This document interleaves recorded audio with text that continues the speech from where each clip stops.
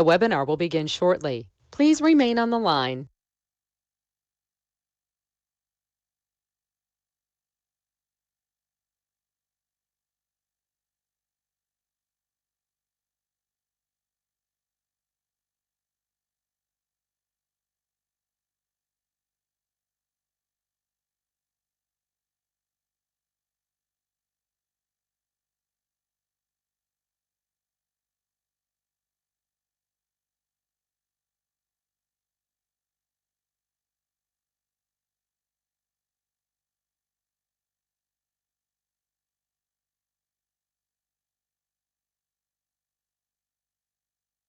The webinar will begin shortly. Please remain on the line.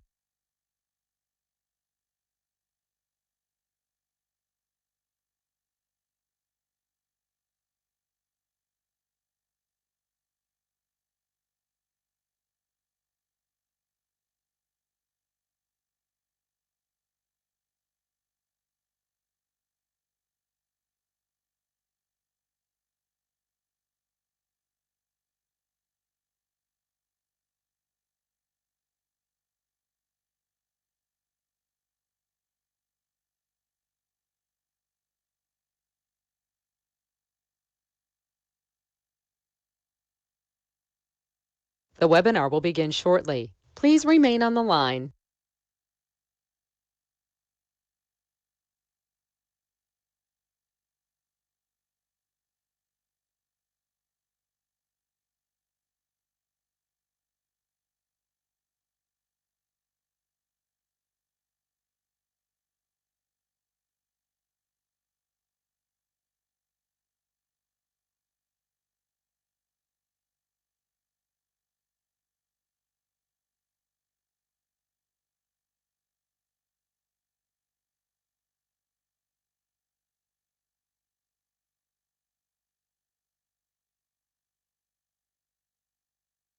The webinar will begin shortly. Please remain on the line.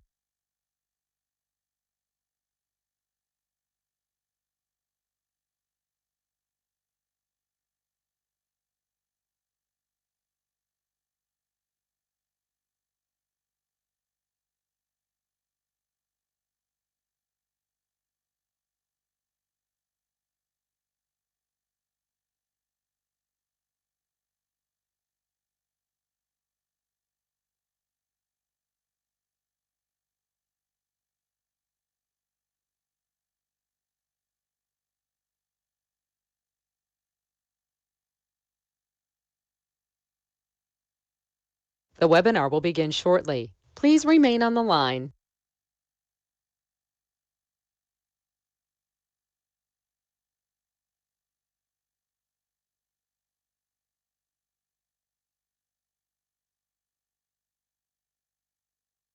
The broadcast is now starting. All attendees are in listen-only mode.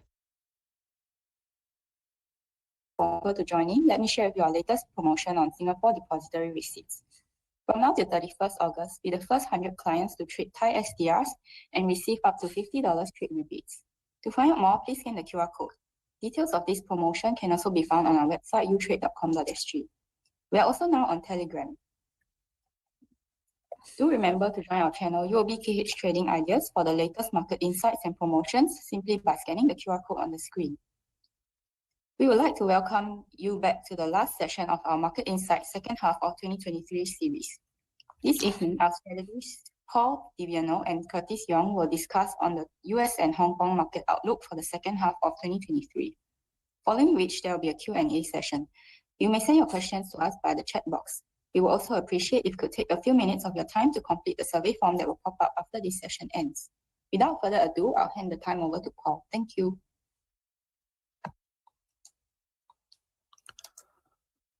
Hello, everybody. I'm turning on my screen. You should be able to see the screen. And let's get right into it. Okay. So basically, I'm going to start off right now by just reminding you a couple of the points that we covered 6 months ago at our last Market Insight. One of the things we talked about was the oil market and oil stocks. And if you look at this chart here, you can see that 2022 was a very good year for owning oil stocks. The black line there, that's the energy ETF, and it has a big weight, of course, in Exxon and things like that, as well as some of the oil services companies. And what we said 6 months ago is that, after a really good 2022, it's kind of predictable that you might see some weakness going into 2023. However, I also talked about the analysis that we did of the oil market, and it seemed like the crude oil market, the price of crude itself, could potentially go up again this year because the S&D was very tight. It wasn't tight enough. So if anything kind of went wrong, oil should have gone higher. And I also pointed out that even though oil stocks had gone up a lot, they weren't priced very expensively. So all in all, it kind of seemed like a good setup that if these energy companies got weak, it kind of was a good setup to buy them. But things didn't quite turn out like we expected. Well, one thing I probably was correct about is the valuation of the oil companies are pretty good, because even though the price of oil has declined quite a bit this year, the share prices of these oil companies have stayed up. So what we were mainly wrong about is the supply and demand situation for oil. And of course, that is a conundrum here, because OPEC, the oil producing countries, plus Russia, have made production cuts this year. And even though we thought at the beginning of the year oil looked tight, and they've cut production to support the price has sort of still been heading lower. Okay, so who gets the blame for the lower oil prices? Well, let's just talk about the two things. The first thing, you might give a teeny tiny little bit of blame to the shift to renewables, but really that is just not significant right now, the shift to EVs and renewables, to make a considerable dent in global oil demand. However, I just sort of wanted to alert you to it. Every year, the amount of renewables on the road grows by more. So basically we have a situation, I said renewables on the road. EVs on the road grows. So when you put EVs in the road, of course, they're not burning up gasoline, petrol, and of course, they're burning electricity. And most of the new supplies of electricity in the world are coming from renewables. So this year, not such a big deal for oil, but next year, for the first time, you're going to hear people mentioning it. It won't be a gigantic deal, but it'll be something. But anyhow, this is something for next year. You're going to start hearing about oil demand impacted by EVs and renewables, but it's not the problem this year. Who's getting the blame this year then? It's China. And this is also a little bit of a head scratcher, because if you look on the right, you can see like how GDP estimates for China have been dropping so far this year. You can see that probably in March or so, most of the big banks were saying Chinese GDP was going to be around 6%. And now people are saying, oh, it's got to be around 5%. Okay? So it does seem like China's growing less fast. Oil demand, energy demand is a function of GDP growth. So that is a negative. But really, 5% is not a bad growth rate. And basically, it's right in line with what we thought China's GDP was going to grow, 9 months ago. So what happened is 9 months ago, we were looking at 5% GDP growth. Then China did this very quick abandonment of their zero COVID policies. Everyone got excited about Chinese growth, and now we're back to 5%. So China's growth does not explain the weakness of oil. So basically, we don't know what it's about, but let's go back. the oil stocks, just if you're holding them, you should be pretty confident. You can see big oil are trading at pretty big dividend yields. And you can also see that the PEs that these stocks trade on are fairly low. Please, if you notice here, the trailing PEs are lower than the forward PEs. And that's because the trailing PEs include some of those periods of time right after Russia invaded Ukraine, where the price of oil got very, very high. So oil companies right now, the companies have outperformed a falling oil price. We're not sure why the oil price is falling. The oil S&D still looks pretty tight. So there's some opportunities, but if you're buying this right now, you're just buying it because it looks like value and you can get a dividend yield. Okay. We also talked about how the U.S. market was likely to recover from the bear market that we had in 2022. And you could see, I just put this chart on, we're right on schedule for an average bear market recovery. Just to remind you all, average is not particularly meaningful because there's been some very long bear markets, like after the Great Depression, 1929 crash. It was like a 10-year bear market. And there's been some very short ones, like the one we had right after COVID occurred, which only lasted a few months. But the typical one, if this continues at its pace, it looks like it will just be an average. And that means by December or January of next year, so December of this year, January of next year, the S&P 500 should be back to its old highs, and that would require it to go up another 9%. And that's a pretty good move. That's a very profitable move. But as you can see, since October, when we hit the bottom of the market in the S&P in October 22, we've been on that kind of pace of recovery. So it would just be a continuation. Okay, one of the things about the market now is the market does look quite a bit more expensive than it did back in the bottom in October.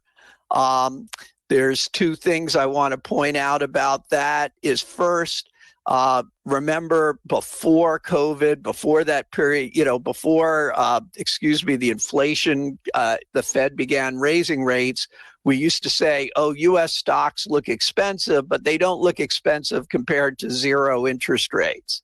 Well, now interest rates are much higher, and U.S. stocks are similarly trading at a higher PE. So relative to, interest rates, U.S. stocks actually look very expensive right now. The PE looks very expensive compared to interest rates. If you want to look at this way, if the trailing PE of the S&P is like 25 times, that's a 4 times earnings yield.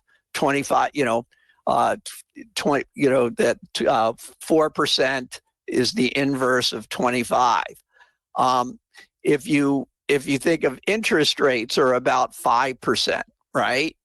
So if you look at those two numbers, you're getting a better interest. Short-term interest rates are actually superior to the earnings yield of the S&P. So that's a sign of an expensive market. One of the reasons the market doesn't mind being expensive is expectations that at the end of this year, U.S. earnings growth is going to start becoming very strong. So first quarter, the analysts thought that U.S. earnings were going to drop by about 5%. When the numbers actually came out, they were slightly up. Right now, at the end of this week, we'll start getting the very first companies reporting second quarter earnings.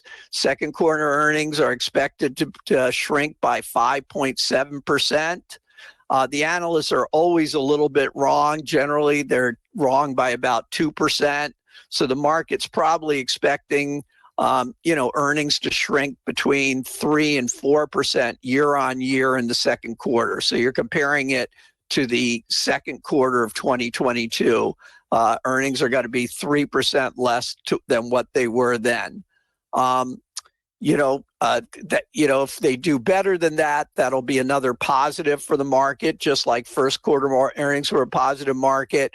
But really what investors want to hear is what companies say about the second half of the year. Are you going to, they want further confirmation that there's got to be this strong rebound of earnings. So as long as these guys say positive things on their earnings call, the U.S. recovery from the bear market will continue.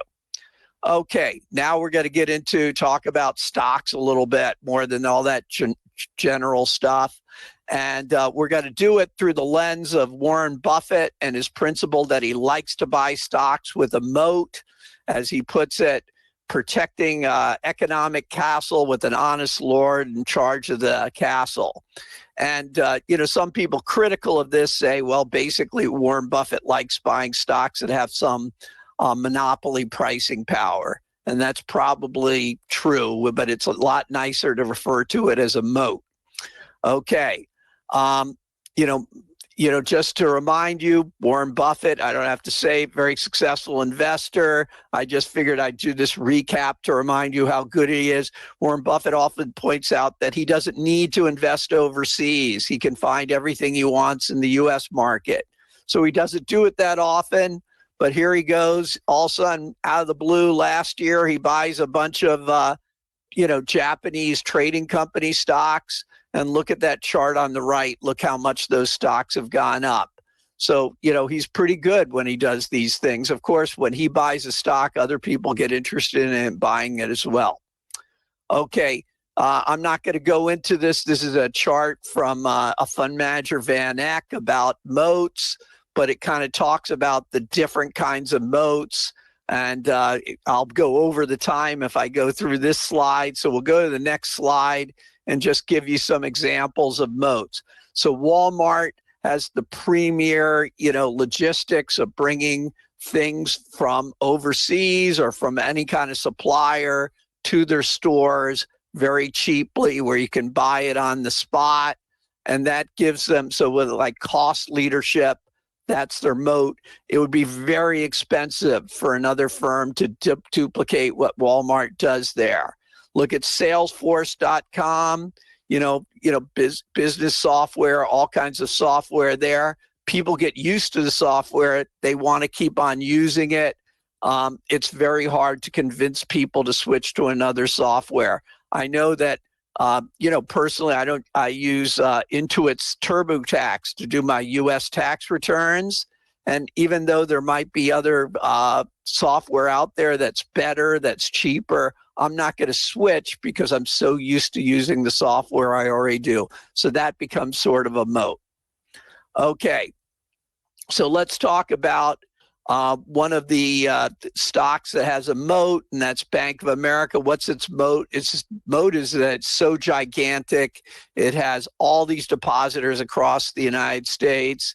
And actually, Bank of America over the years has become a pretty efficient bank at managing its business. So that gives it a strong moat. We added Bank of America to our uobkh Wealth U.S. equity selection list. This year, after all the banks dropped in price, we thought, okay, this is starting to look attractive now. Since then, Bank of America has gone sideways. One of the problems with Bank of America right now is it has a big hole in its balance sheet, because when it was just attracting all these deposits during the COVID era, that it put a lot of those, or the bulk of it, into securities, fixed income securities with longer maturities. Basically, they bought mortgage-backed securities. And of course, as interest rates go down, securities like that, bonds, as interest rates go up, which they did last year, bonds go down in price. So basically, Bank of America has $100 billion. That's actually, I think the number is $109 billion in unrealized losses in their bond books. So that doesn't really get reported, though everyone knows it exists. They'll just hold it on those books until those bonds mature. And in the interim, that's got to, because they're holding those bonds with low yields instead of potentially doing lending at higher yields, that'll drag on Bank of America's returns. But of course, if you're buying it today, that's all known, and that's already in the price. And if bond yields start dropping, well, Bank of America, presumably its share price will outperform. Okay, you could see the valuations of Bank of America. When you're looking at banks, people very often look at price to book. You can see that Bank of America is trading cheap. It's trading a price to book of less than 1. But of course, if you throw in that $100 billion of unrealized loss, that takes that price to book up to like 1.5, 1.6 times. So that 100 billion loss doesn't bankrupt Bank of America, but it makes it look a little bit more expensive. But this is definitely a stock that looks attractive. Of course, it is a Warren Buffett stock. That's why it has a moat. Okay, another company that has a moat, it's a very obvious moat. Visa is accepted everywhere in the world, the credit cards. So everybody wants to have a Visa card. Visa really doesn't compete. Visa is not the guy lending you the money when you use your Visa card. It's the member banks that are part of the Visa network.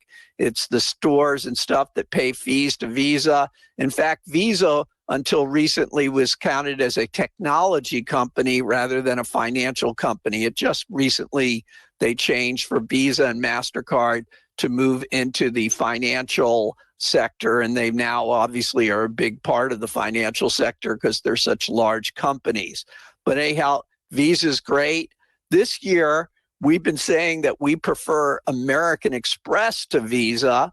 American Express, they always were a financial company. They do lend money. They're, as they say, a closed loop. And of course, American Express is almost the original Warren Buffett company. This is the one that really, where he made this great investment in American Express. This is what made him rich. And what the reason we liked American Express more this year, it's obviously cheaper than Visa, but it's always cheaper than Visa because it doesn't have Visa's return on equity that it has, because Visa basically doesn't use capital. But the reason is so much of the high end of the credit card business right now is sort of geared towards what kind of benefits and freebies or you get from using your card. And of course, American Express, that instead of like having to compete on cost against Visa, all of a sudden to compete on benefits works to the advantage of American Express because it's very good at that.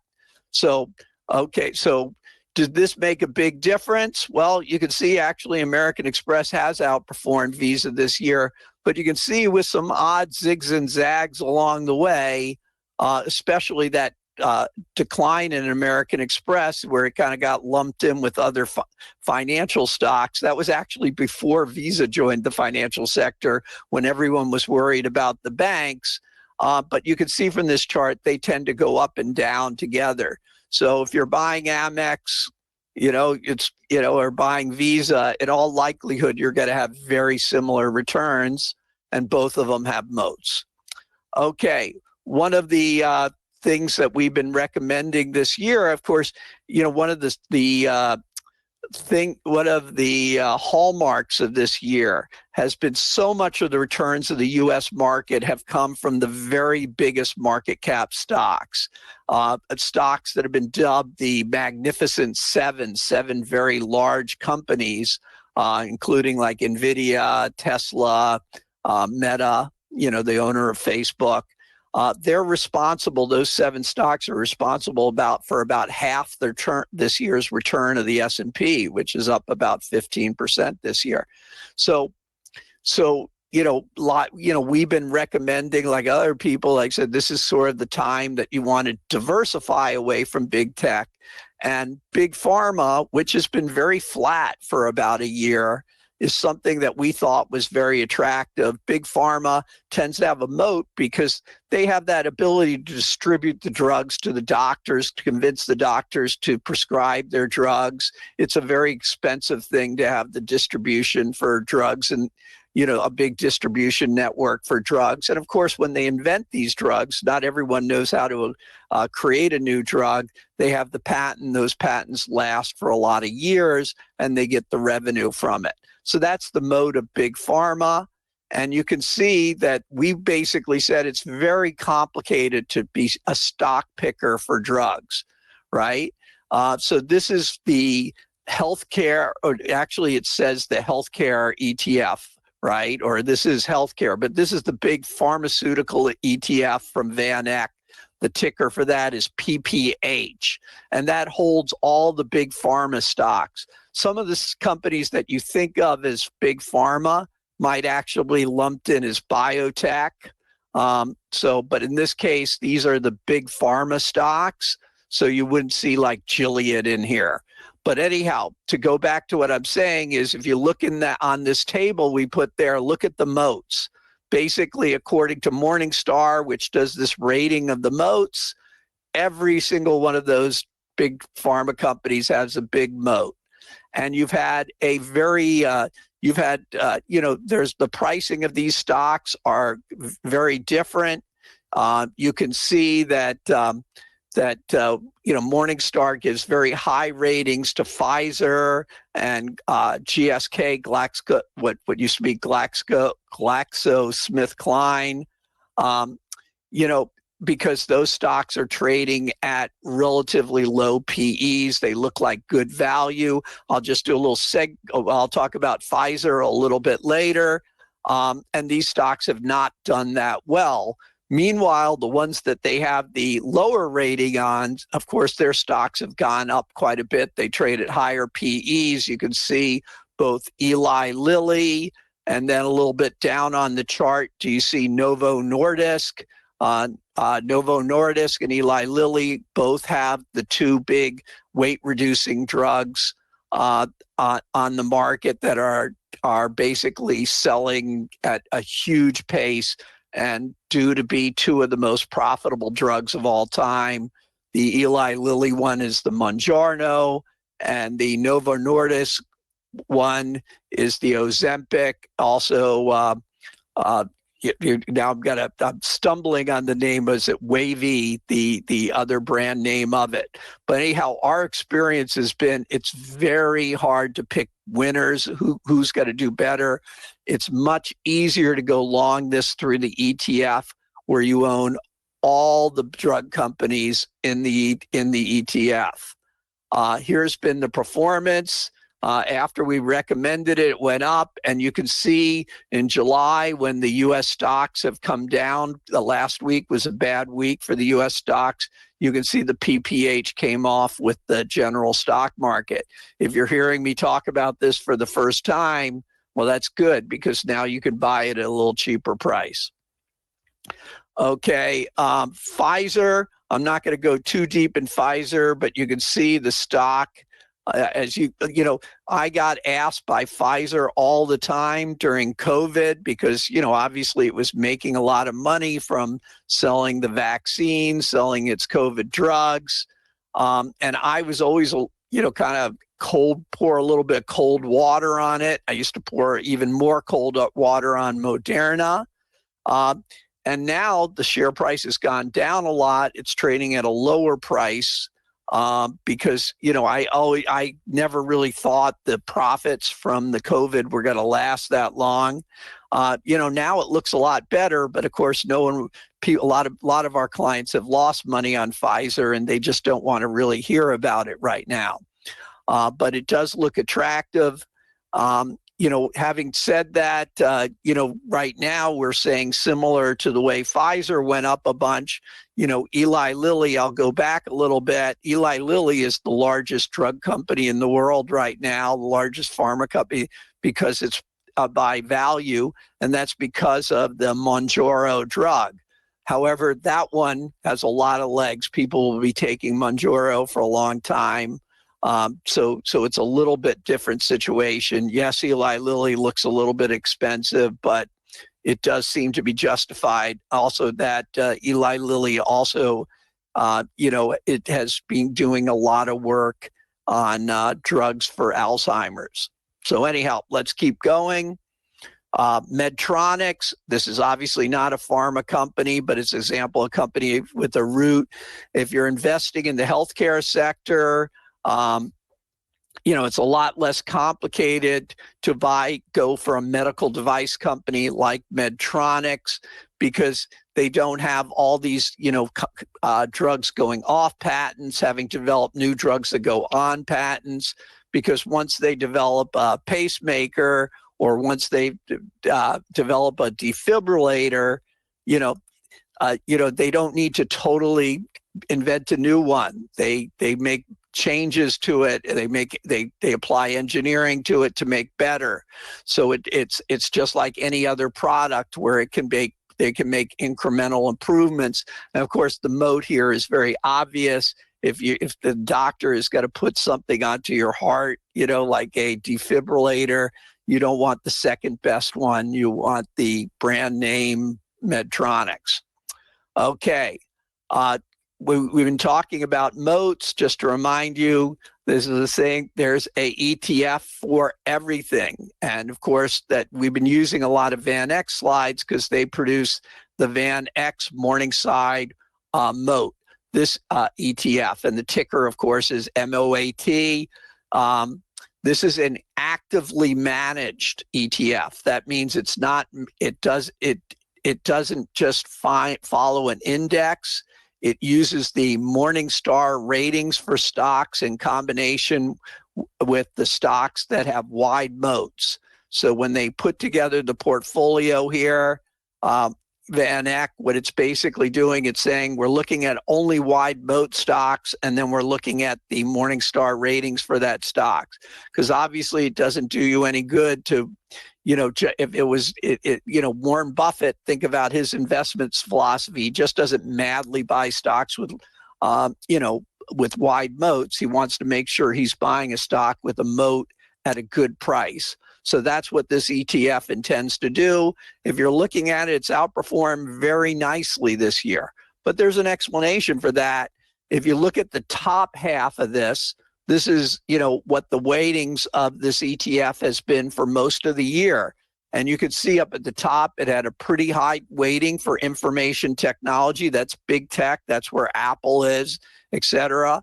If you go a couple of rows down above the highlighted green square, you see it has a pretty high weighting, 12% for communication services. And of course, that's where Meta is, which is up, I can't even remember. It's 140% this year or something like that. So that's why it's outperformed, because it has a big weighting in information tech and communication services. So, that's what their model told them to do, and it worked out, right? So the proof of the pudding now on whether this works will now come in the second half of the year, because they've redone their reweighting. And this is why this is a very interesting thing to show. Look at the bottom of the sector weighting. So because those tech stocks have gone up so much, because the communication services have gone up so much, the weightings of those have been cut pretty drastically. So information technology has gone from 32% down to 21%. That's a big drop. And communication services, which always makes people think of the phone company, but really it's Google and it's Meta and it's Netflix. That's gone from 12%, down to 9%. So between the two, that's a big diminution in internet type tech stocks. And look at what they're increasing. They're increasing healthcare. Just remember, healthcare is more than just the drug companies, which is what I was saying I like. It also includes the hospitals, the big insurers like United Health, and it includes the medical device manufacturer, which I just mentioned, Medtronics. So you can see now, if it turns out that this ETF outperforms again, well, that they're, basically it's due to the skill of the manager. And you can see right here, look at the beginning of the year, or, this from the May thing, you see their largest holdings, Meta, Salesforce, Alphabet, that's Google, Amazon, Microsoft. And you can look, TransUnion, Tyler, Ecolab, Zimmer Biomet, totally different. So that they're really doing something here, and we're going to find out whether this works or not. Of course, Morningstar is very well respected, so you could be sure what they're doing is something that makes sense. But of course, sometimes doing things that make sense doesn't necessarily result in a good return. But we shall see. Okay. I'm finishing up now. I hope I didn't go over my allotted time. I usually do, so my apologies to Curtis if I did. But when we come together, we just remind you, we'll have our regular Paul talking about Paul with Tony Petrelli as my always regular special guest, talking about U.S. financial markets. We'll do that again in August. If you've never attended those webinars, please do. They're very popular. And then the next time we do one of these market insights, that will be probably in January or maybe in February. So it'll be right at the time that the U.S. presidential elections start getting underway. The 6th of February of 2024, that's when the New Hampshire primary is, and that will be Donald Trump's biggest hurdle on his path to get the Republican nomination to run for president again in 2024. He did not run well in New Hampshire in the past, so he's a little less popular there than some other states. If he does okay in New Hampshire, it should probably be clear sailing for Trump to get the Republican nomination. And that finishes my presentation, and I'm handing it over to Curtis.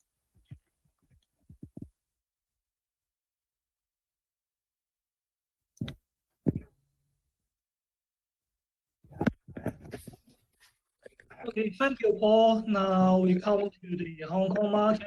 Let's have a brief summary first. And in fact, we know that Hong Kong market disappointing investment in the first half this year. But at this level, we don't see significant negative catalysts to trigger further big and deep correction, given the expectation for new round of stimulus in China. But please be reminded that it is very, very critical whether there will be a good enough new round of stimuli. If not, the market sentiment may turn very quickly and deeply. But to be fair, the valuation of Hong Kong stock, the Hang Seng Index is undemanding now, and a big discount to the EM Asia. And this deep discount is unwarranted, and we expect valuation to normalize in the second half of this year, backed by additional policy support. However, a significant re-rating is only possible if credit growth accelerates, and hence our index target is at 22,400 points for now. And for stock selections, we prefer exposure to online gaming, online advertising, and EV. And for the detailed market strategy, let's go through the macro background first. And we think that, as mentioned, Hong Kong stock are now under big discount to the region. And we see value in Hong Kong stock in the short term following the 20% correction of the Hong Kong market, the Hang Seng Index, from its high earlier this year, and it now trades at 9 times of 12-month forward PE. MSCI EM Asia ex-China index has risen more than 10% in the first half against Hang Seng Index only 4.3% decline, and HSI is trading at a 43% discount to the region on a 12-month forward bias. And this is more than the 42% discount record at the end of Testing. 1, 2, 3, testing. When sentiment towards Chinese equity was at a low on concern last year of administrative tightening to respect tech and COVID-related lockdowns, as well as the audit issue about Chinese firm listed in the US. We think that the Chinese equity discount now to the region is unjustifiably wide, and just a deep discount is unwarranted, and macro recovery may be slower than expected. In fact, but China is also unlikely to return to the worst case last year, October, lockdown despite and other issues. And also, you can see that on the screen, the difference between the Hang Seng Index and the MSCI EM Asia's ex-China. And also, we see that the Chinese recovery is on the track.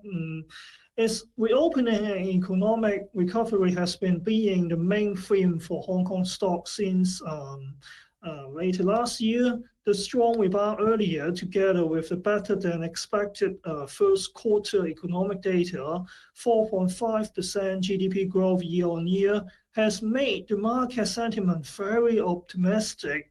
And some institutions even raised their estimate for the full year GDP growth to even 5.7%, and Paul just mentioned even 6%, well above the Chinese government's target this year of around 5% only. And however, apart from the initial rebound, retail sales, investment, and industrial production data have recently come in below expectation in April and also May. But we still believe that the Chinese economy is still growing or rebounding, but just not at the pace that investors were expecting. For retail sales, the latest survey for the first quarter this year of household finance by the Southwestern University of Finance and Economics shows that more resilient spending by the middle income and high income groups, but likely down trading by the lower income group. Given the underlying dynamics, we are told that the consumption recovery will remain on track. And on the investment fund, fixed assets investment, FAI growth has a rather slow pickup, hold back on both the residential and PPP funds. And progress on public-private partnership (PPP) projects is held back by weak local government finance, which has led to a more conscious attitude. And for the first 4 months of this year, local government expenditure was up only 6.9% year on year, despite revenue rising nearly 15% year on year, and unused special purpose bond quota of 1.9 trillion RMB. And hence, we should expect a gradual recovery in investment activities as well, as the rest of the quota of special purpose bond gets utilized in the second half. And with both consumption and investment, that's it, demand driver, not expect to see growth accelerate in the near future. Industrial production, as the supply side, will likely record low to mid-single-digit growth as well. But auto production will be the outlier, as technology advancement, environmental concerns, and also government policy support provide a favorable backdrop to further growth. And the third factor we should pay attention to is the potential new round of stimulus. As we just mentioned, it's very, very critical to the Hong Kong market in the second half, and particularly on this month, later this month. Hence, there remains space for the government if it decides to raise the level of policy support. The Politburo meeting this month, usually held near the month end, may be a reasonable platform for the government to announce any new policy support after reviewing the first half economic performance. Yes, please be reminded the Politburo meeting usually held near the month end this month. And additionally, supportive policy are expected to focus on employment, the real estate sector, and local government debt resolution. And new policy would likely focus on property demand. And in addition, we remain to view that additional RRR cuts would be made in the second half.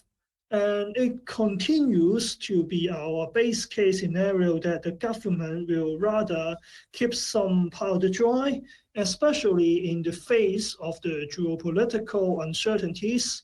And until then, our real GDP growth forecast stay at 5% for 2023, as just Paul also showed to us. And for 2024 is 4.6% under our estimations. And you can see some more other data, our estimations, the fixed assets investment, industrial production, retail sales, and M2 growth on the screen.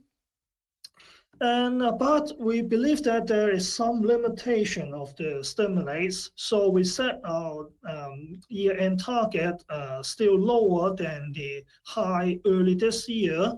And we believe that an aggressive stimulus package is still unlikely, given the high leverage the economy has already taken on.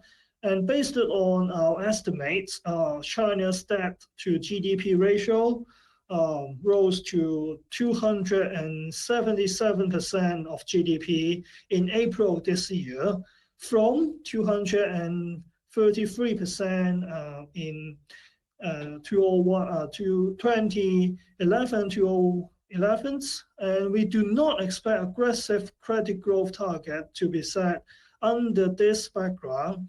And the preference for financial stability is also one of the underlying drivers of the government's earlier efforts to limit new credit to highly indebted property developers.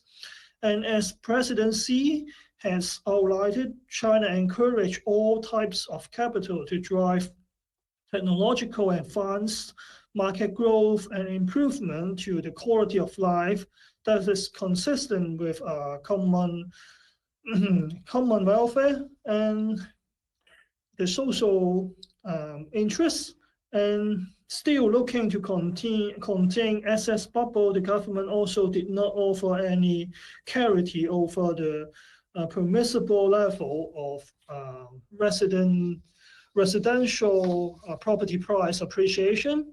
And without that guidelines on future pricing, potential home buyers, even for self-use, would likely stay on the sidelines. And the combination of these two factors has weighted heavily on the economy, as real estate is related industries together are estimated to account for up to 20% of the GDP.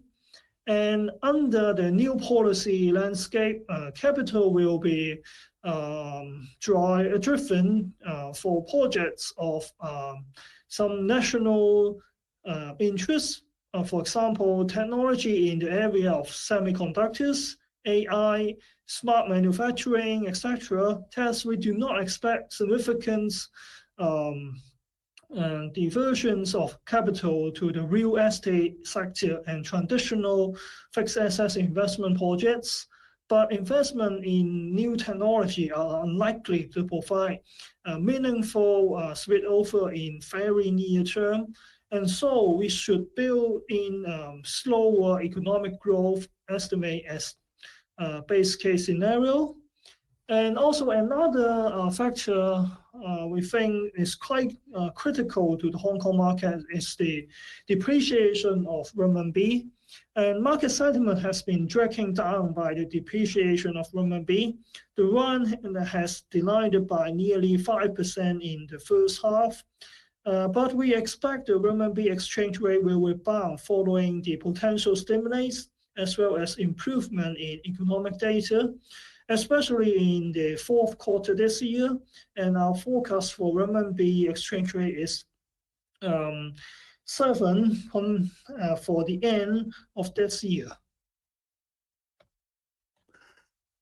And so our target, as mentioned, 22,400. Global investors have traditionally looked towards the EM for growth, and this will be a major issue for Chinese equity when economic growth is set to be lower in the coming years.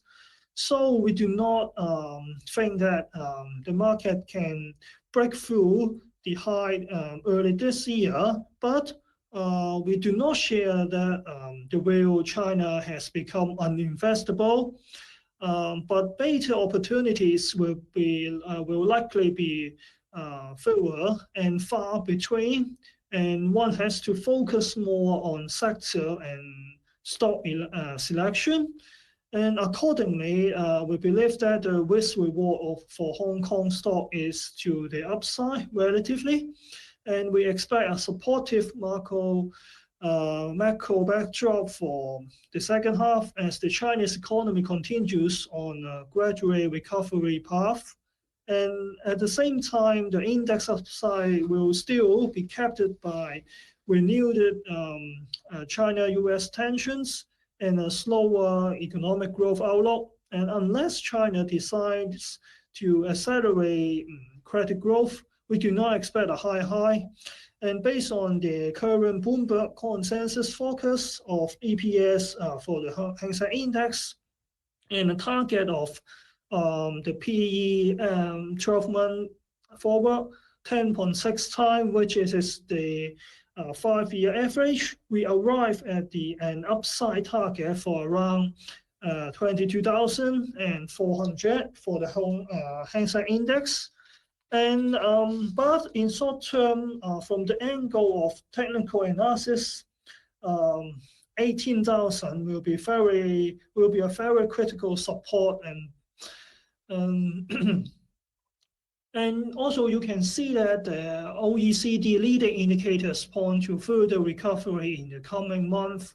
But the reading is still under the 100, the dividing line, so views that growth is staying below trend for now. And so you can see on the screen that the Hang Seng Index 12-month forward PE, and the red line is the 5-year average level 10.6 times, which can arrive our target of 22,400 for the second half of this year. And what are the risks to this relatively positive view, the target? Domestically, we see the biggest risk coming from the increasing of local governments, the problem of local government debt, and stubbornly high youth unemployment. The youth unemployment rate stands as more than 20%, but we should not be too pessimistic. Major employers of the 16 to 24 years old age group are manufacturing, wholesales and retail, etc., and also constructions. They also happen to be domestically oriented sectors and also benefiting fully from further government support for domestic tourism, investment, and education and manpower training. And other than that, we think that globally, EM as an asset class may also face new challenges in the second half. Now that the US regional bank crisis has been contained and the federal debt ceiling lifted for the next 2 years, and the US Treasury Department's debt issuance will resume, and current market estimates put the expected liquidity impact at US dollar 1 trillion to 1.3 trillion, and this is even before taking into account the impact of the Fed QT, and this is a potential headwind for global equities and especially EMSs in particular. And also we should pay a little bit more attention to the recession risk. And externally, US recession could grow the global markets concern, and as investors now currently reduce the odds of recessions occurring, but this could change as liquidity conditions tighten and QD progress. So after such macro backdrop, what is the investment landscape for the second half and our recommendations for Hong Kong stock? As mentioned, beta opportunities will likely be fewer and far between, and we have to focus more on sector and stock selections. And so for second half, we are focusing on some themes following. First is the consumer, and classifying the retail sales data into broad economic categories. We see that the durable goods, excluding the autos, sales have lagged the sales of non-durables and semi-durables, reflecting the weaker consumer sentiments. But on a more positive note, the former remains on a recovery path. And the latest surveys for first quarter, the household finance, shows that the biggest concern waiting on households is job security. And in fact, income and wealth have improved since the reopening, and there is further income and wealth increase. And as the employment outlook remains relatively not good, and the survey confirms more resilient spending by the middle income and high income groups, but likely down trading by the lower income group. And given this background, we prefer under the consumer sector, barbell strategies, and the EV sector is our preference on the high-end consumption. And we would include spending on EVs, which we expect to continue capturing market share from the ICE cars. And please be reminded, we will maintain underweight on the overall auto sector with preference only for EV segment based on the prospective decline in ICE car sales and intensifies price competition in China's ICE car market. However, in view of expected faster EV sales of cut off 30% in 2023 to 2025, we still like the EV segment. And given the rise in battery material price due to the increasing supply, we prefer midstream and downstream EV paints. And as we mentioned at the beginning of the Hong Kong market outlook, we also like some technology stock in online gaming and online advertising. And we think that major Chinese technology TMT names reported first quarter result meeting or even beating the market estimate. The valuation of Chinese big tech is on an attractive level, and they remain globally competitive. And within the sector, we prefer gaming and advertising segments. For online gaming segment, domestic game preference the performance was resilient with an increase in the gaming sectors, despite the peaking of time spent along with China's reopening. And the total number of license issues so far in 2023 is 484.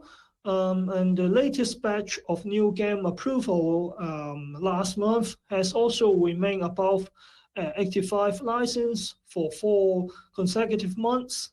And moving forward, we foresee the normalization of regulations upon the finalization of inspections, and regulators devoting additional resources to promote the industry health developments and innovations to push the developments of AI, semiconductors, and also game margin extended the product life cycle of the games. And also Chinese gaming companies' overseas game revenues growth rebound compared to the domestic market.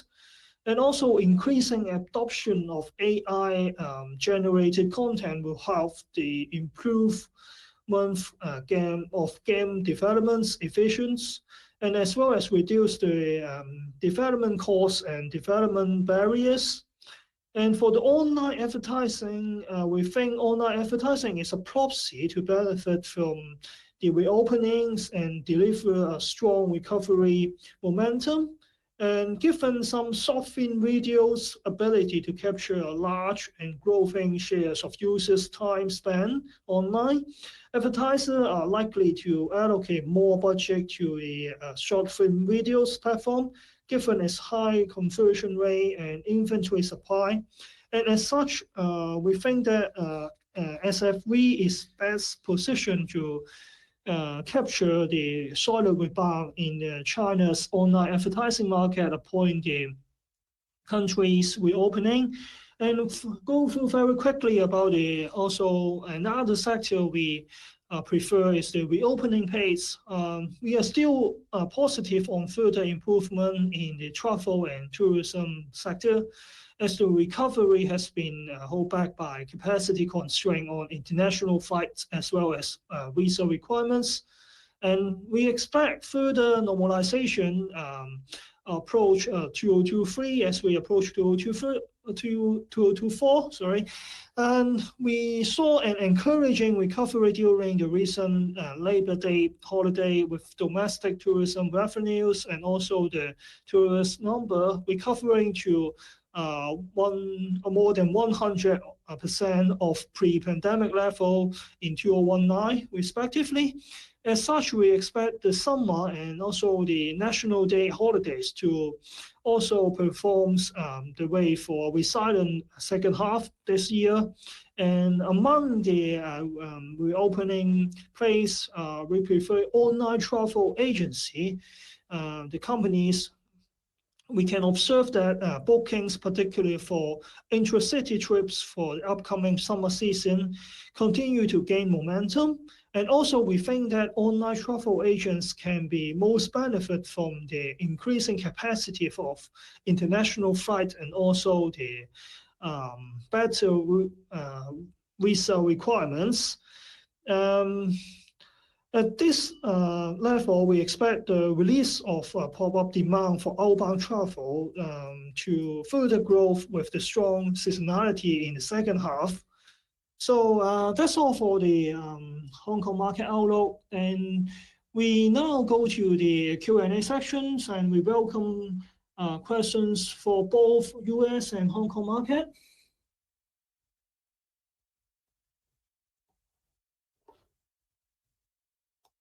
Hey, Curtis, can you hear me here? Yes, Paul. Okay, well, I do these, I think, more than you, so I'm better at working the software. So I'll read the questions and we'll see who it goes for. First one is I'm going to ask you a question just to make sure that I understand what you're saying about travel. So this is a Paul question for Curtis.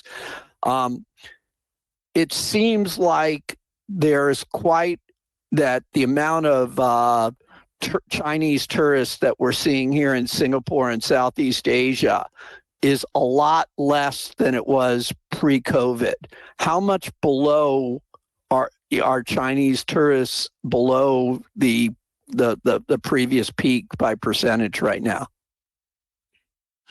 We think that what you can see overseas market in less Chinese tourists is affected by the constraint on international flights and as well as visa requirements, as I mentioned. And we see that the international flight is only at some maybe 50% of the pre-pandemic level in 2019. And we expect the recovery of capacity will push the demand, outbound demands for the Chinese residents to overseas. And But within the sector, as just mentioned, the opening pace, we think that some domestic, more domestic related names may not be benefits from this trend. So we prefer some online travel agency. Okay. Yep. So that explains that. But I just want to make sure I understand what's going on. Presently in China, domestic travel is very much recovered from COVID, but it's international travel where it still has a long way to go. Is that the right way to characterize it? Yes, exactly. And take the reference of maybe US, it takes times to fully recover for the international flight capacity, as well as Hong Kong. The capacity of the international flights has not been gone back to the pre-pandemic level in 2019. Okay, so let's get into the questions. The first one's for me. How does Citi stack up against BAC? Well, of the first thing I wanted to say of the large U.S. banks, Citibank has the smallest amount of losses due to interest rates going up, meaning whereas Bank of America lost $109 billion, and let's say Wells Fargo and JP Morgan they have about 40 billion in unrealized losses in their securities investments accounts. Citibank's is, I think, like half that, like 20 billion. So that's a good thing that shows Citibank was on the ball there, and that's a big positive for Citibank. If you kind of go through that lens of the moat, Citibank doesn't really have like the big network of deposits and things like that. Many of the advantages that Bank of America has. Of course, it's very famous for having this international network, but that has not proved to be that valuable. But they're trying to lever off it for their wealth business, which of course is good, but that's not a wide moat. So when you're buying Citi, where is Citibank like? So they would tend to trade cheap, just like Bank of America, not the same sort of valuations as JP Morgan. But the one thing, of course, that Citibank is very good at is their credit card business is is their crown jewel. So basically the question was, how's it stack up? And it basically stacks up pretty similarly. But I would guess that, if you're kind of looking at how the two banks are being run, you would have to give a nod to Citi, because Citi managed to avoid, stepping into this problem that the other banks walked right into, which is owning a lot of bonds that dropped in price when interest rates go on. The next question is the China's ban on germanium and gallium could affect EVs and semis. Which semis are most affected? Well, this is where I always get a little bit embarrassed, because sometimes at these webinars, there's engineers on these calls that really know this stuff much better than me. But my understanding is that these two metals, and they are not rare earth metals, and I'm just going to touch on that a little bit later, but these two metals are used in power chips and in communication chips. So power chips, and I'm struggling here, that would be like Infineon,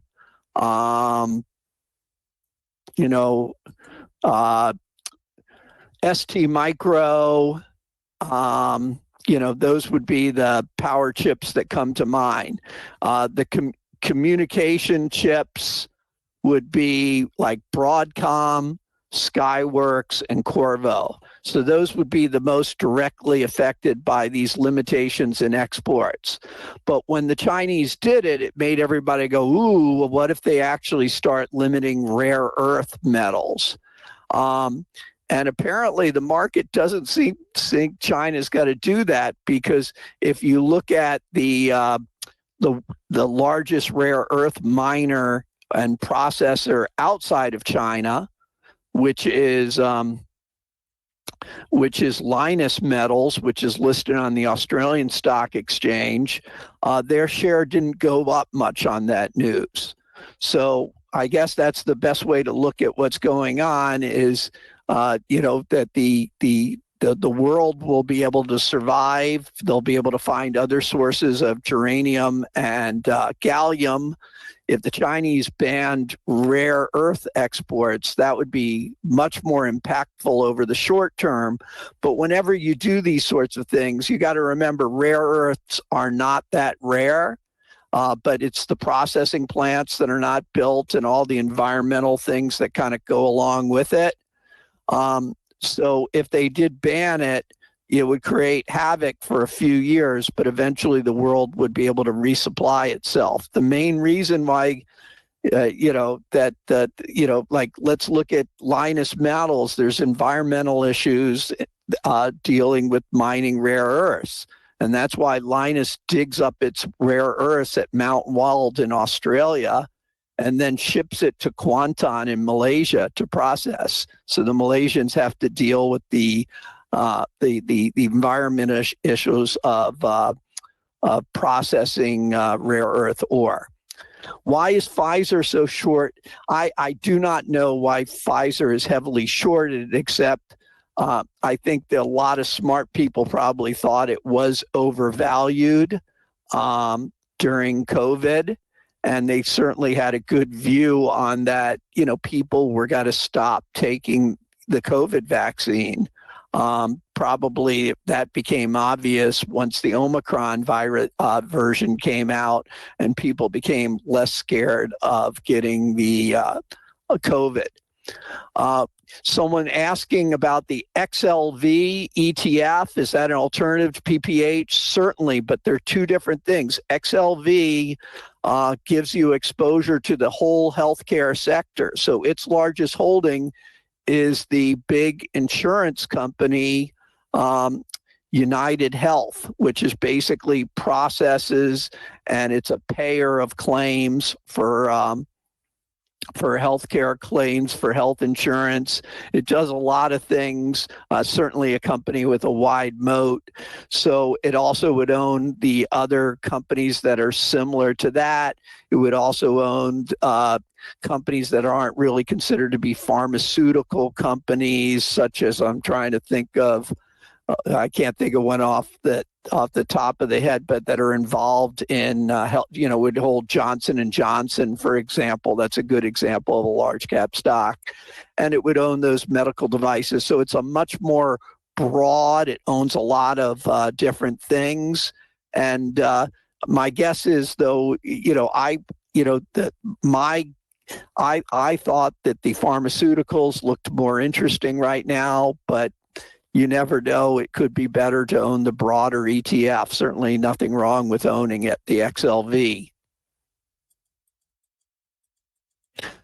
Someone asking about the ETF hack, the cybersecurity ETF. That has been a big disappointment, the hack ETF. But you have to believe, that structurally that's a very good business going forward, cybersecurity. So if you own it and you have holding power, just keep on owning it. Someone asking me about Intel. I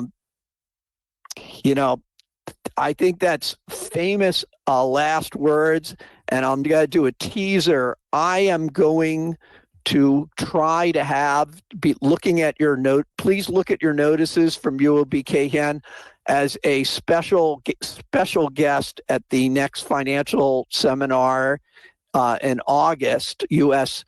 I'm going to try to get somebody who's a fund manager who specializes in these reshoring stocks, meaning companies like Intel that are trying to build chips in the United States rather than in Taiwan. So maybe that person would have a good answer for your question.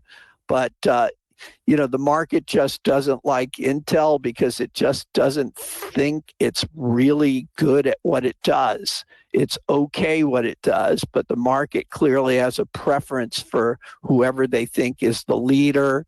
And obviously, other companies like AMD seem to have gotten better at designing chips.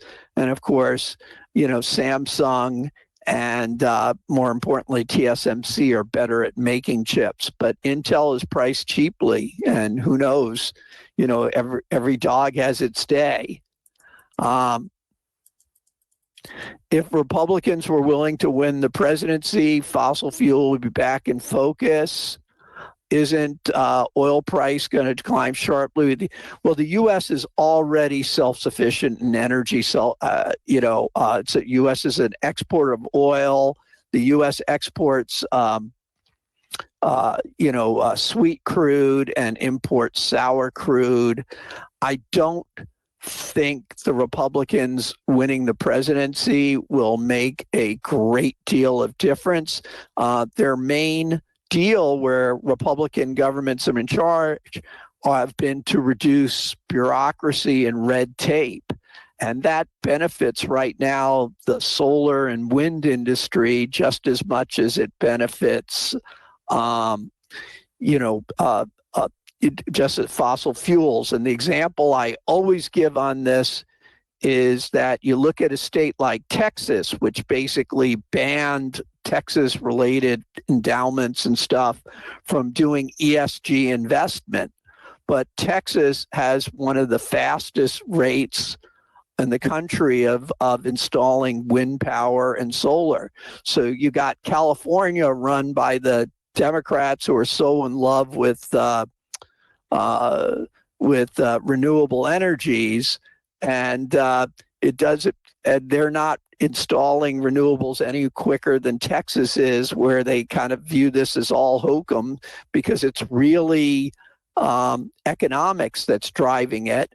And if you don't have a lot of environmental issues or a lot of bureaucracy to go through before you build something, that really makes it cheaper to put it up. So we are coming to that brand new world, but I don't think you should be bearish oil because the U.S. has got to be pumping a lot more. Someone asked about a company that I don't know anything about, which is Copart, which is, the only thing I could say about it is I wish I owned it. This is a stock, I think it's up like 300% over the last 5 years. And to be honest, I don't know exactly what it does. It's involved globally with reselling things related to the car industry, the auto industry, insurance, fleet sales, and all that sort of stuff. And I really just don't know much about it. So I'll have to go to the next question. Someone asking about 2 more interest rate hikes. Really, look, you turn on CNBC in the morning here every morning. All they do is they get someone on and, they ask them how many more interest rate hikes. What do the interest rate hikes mean? I mean, this is all everyone talks to. So I'm not going to add much value by giving me my thought. Right now, the U.S. economy looks strong, and whether it, at a certain point, you're got to have a tipping point where if they just keep raising rates, it's got to throw the U.S. into a recession.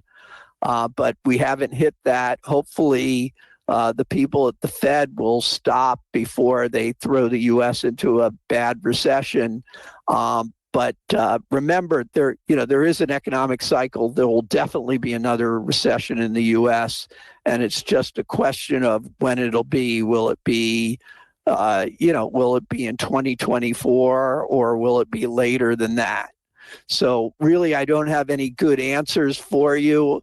I just, my personal belief is the Fed doesn't need to raise rates anymore, but they don't care what I think. So they're going to go ahead, at least raise one more time. Okay, one for you, Curtis. Any comment on Chinese big tech, Baba, JD, Baidu, Tencent, and PDD? Oh, thank you, Paul. Let me just answer some of the questions.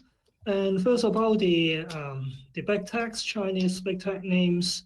And in fact, we think that the valuation of all Chinese big tech is on an attractive level, and they remain very competitive globally. And we think that the Chinese TMTs. I saw an article related questions also about the tech sectors, about the policy risk. Just let me answer both of them together.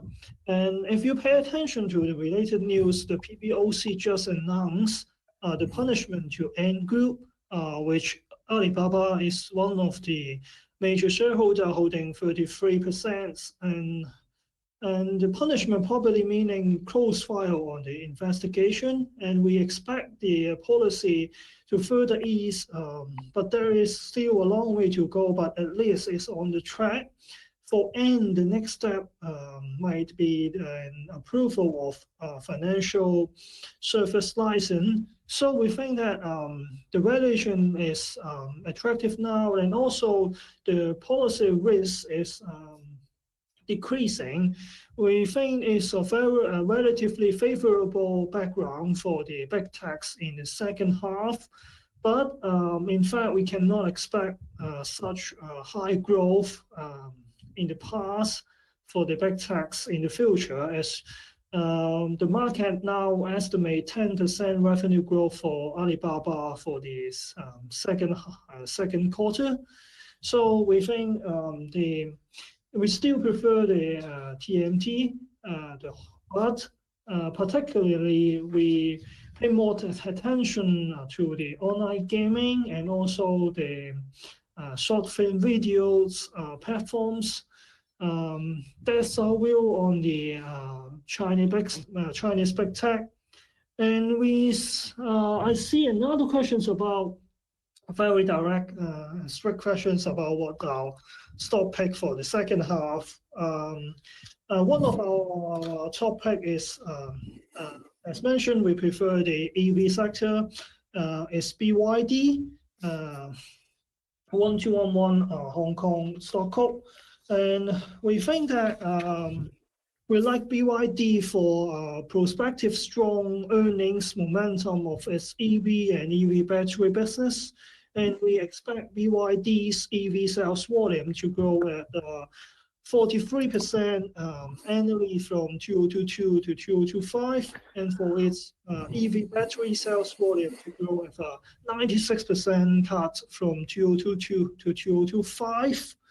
So we think that all in all, we expect a 48% earning cut for BYD in 2023 to 2025.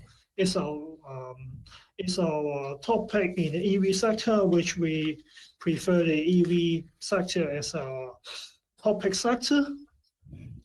And there's a questions about the China duty free. The reason for the pressure on the stock price, we think that is the problem on the margin. It provides a big discount to boost the sales early this year. And if you pay attention to the latest interim result just released, there is a rebound for the revenue growth. But we think that further improvement is needed on margin to push the stock going up. But as you can see, after the latest interim result, it performs quite good today. And the next question is about the banking and insurance sector. We maintain a market rate on the banking sector, and the recent pullback of banking stock after the rally at the beginning of May does not change banks' valuation recovery theme, we think, and given their attractive valuation and high dividend yields. Two key factors support our view. First is the potential for interest rate margin compression to ease in the second half, and another is banks improving asset quality. But our topic is not the big four, a Chinese bank, but the China Merchant Bank, 3968. And we are optimistic about CMB's growth prospect in the second half. It's well positioned to benefit from the recovery in wealth management products. And also, we like CMB due to its strong positioning in retail banking, which is expected to be boosted by the recovery in consumer spending.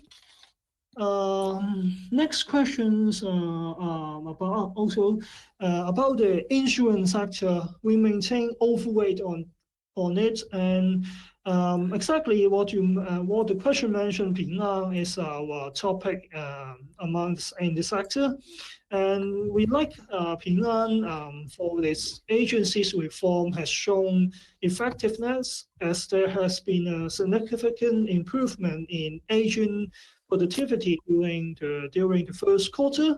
And we also like the easing of zero COVID measures has helped the resumption of insurance sales activities and support a better economic outlook. And I think it's all for me, Paul. Any? Yeah, well, I see a couple of questions more for you. Someone asked about the 3067 ETF, which is the China Tech ETF. If you're not familiar with that, the largest holding in that is Li Auto. The second largest holding is Alibaba, JD.com, Tencent. So what do you think of that one? Well, we think that in fact, in the EV sector, other than BYD, another topic for us is the Li Auto, given its turnaround story and it performs relatively better than another two pure EV names, Xpeng and the NIO. And for Alibaba, as mentioned, we are positive on further the policy risk easing, and so we think that the tech ETF is. But we think that the tech ETF will be quite synced with the overall market, and as the main holdings is also some relatively high beta stock. Okay. The other question I see, do you think the government crackdowns on major tech companies are over? Oh, I think I have responded to that questions. Oh, okay. I'm sorry. Yes. We think that from the news of about the punishment on N Group, the policy is going to further easings, but there is still a long way to go. Yeah, just to add to that, just remember, like the U.S. is cracking down a little bit on big tech. Europe is cracking down on U.S. big tech. But yet that doesn't create nearly the nervousness we had in China. And that's because, there's a processes that what go through in the U.S. and Europe that people see. It's bureaucratic. There's a lot of discussion. What really kind of destroyed a lot of confidence in China was that the crackdown, if you want to use, I don't really like that word, but if you want to use that word, kind of came like a bolt from the blue. And that destroyed a lot of investor confidence. If it had been something that had been debated, discussed, and instituted gradually, things would have been very different. Someone asking, is Trump winning good for the stock market or cosmo chaos? I don't think Trump necessarily causes chaos. When he was president before, the market was remarkably unvolatile and it kind of went up a lot until COVID happened.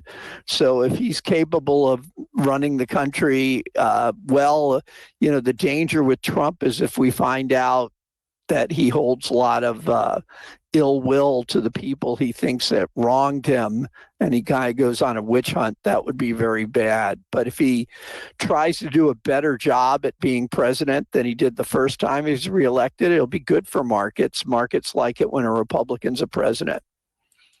Hi, any outlook for commodities in second half 2023? You know, I just don't know what commodities that you're kind of talking about there. But generally, with the high interest rates, you would expect commodity prices to continue to be under pressure. So, but the interesting thing would be is if you start seeing cuts in interest rates, I think everything might start going up again in the commodity sector. So we'll see. But I really haven't taken a strong look at it. Maybe that's something for me to look at a further presentation.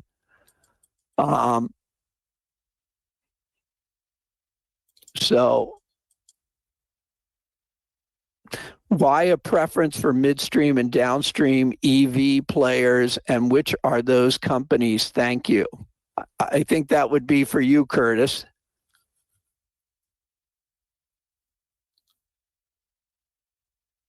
Curtis? Yes, as we mentioned,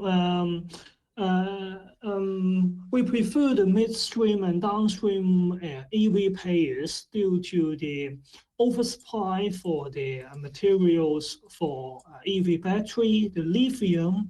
The lithium price in China decreased by nearly 40% in the first half, and we see the material costs for EV automaker going down, and also we prefer the midstream and downstream. And as we mentioned, we prefer BYD as our topic, and also you may pay attention to Li Auto for some growth in new EV names.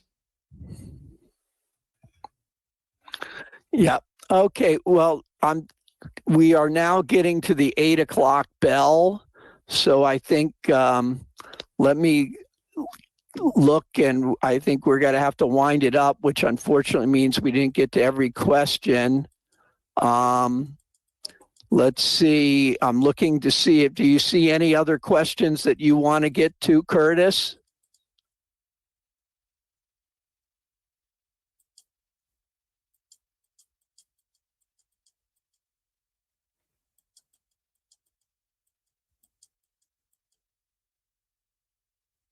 Oh, Paul, I saw last questions for me about the New World NWS. About what happened to NWS. I think the issue is not exactly related to Chow Tai Fook, which is listed for the stock code 1929. It's about the private company Chow Tai Fook Group holding by the Chang families, and the Chow Tai Fook Group, not listed one, propose privatizations for the NWS at the stock code 695 with proposed compensation of $9.15, and is awaiting the approval of the minor shareholders of NWS, and also waiting for the approval for the New World Developments because it's the major shareholder of NWS. And if you are the shareholder of NWS or New World Developments, there will be a further notice about your vote and other procedures. Okay. Anything you want to add, Paul? Yeah, I'm just going to take one more question. My apologies to the people I didn't get to your question, but The last question was about, did JP Morgan have similar portfolio losses as BAC and Citi? And I just figured I'd go in there and make it clear that Citi actually did a good job. Their losses are relatively small. Wells Fargo lost 40 billion, JP Morgan lost 40 billion, but these are gigantic banks, and that they can handle that. The 109 billion from Bank of America, that truly is extraordinary. And and what it goes to is, let's say I was running Bank of America and I made the mistake of putting so many bonds. There would have been nothing wrong with buying 3 and 4 year bonds, but they were buying bonds with maturity of like 10 years. And I had unrealized loss of 100 billion. Well, I say, well, that's just a mistake. Everyone makes a mistake. But, you know, you know, uh, Monahan, the guy who's the CEO of Bank of America, he gets paid $31 million a year to be very, very smart and not make mistakes like that, right? He gets paid, he gets the same, salary as like a top NBA player, which means that he should be at the top of his game, like a top basketball player, yet he made that mistake, and that's very that's very bad. But JP Morgan, the 40 billion in unrealized losses, you won't even notice it because it's going to be spread out over 10 years as they so that takes care of the last question, and as I always do, I'll switch to Belinda to say goodbye.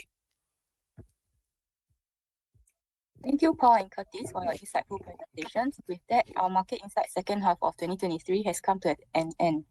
For more upcoming webinars, please visit utrade.com.sg. Once again, thank you for joining us tonight and enjoy the rest of your evening.